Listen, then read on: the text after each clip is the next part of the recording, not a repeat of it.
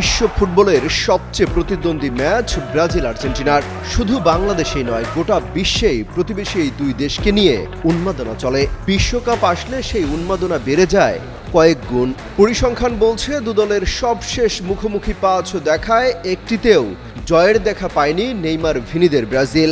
সবশেষ গত বছরের ২৫ মার্চ মুখোমুখি দেখা যায় হলুদার আকাশী শিবিরের।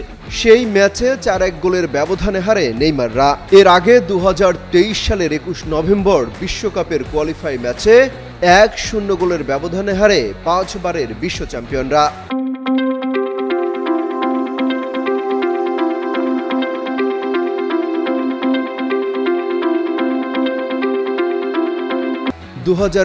সালে অবশ্য ০-০ গোলে ড্র করে ম্যাচটি। একই বছরের ১০ জুলাই কোপা আমেরিকার ফাইনালে দেখা হয় ব্রাজিল আর্জেন্টিনার। সেই ম্যাচেও ১-০ গোলে হেরে বসে ব্রাজিল। ২০১৯ সালেও ফ্রেন্ডলি ম্যাচে ১-০ গোলে হারের স্বাদ নেয় ফুটবলের রাজা পেলের শিষ্যরা।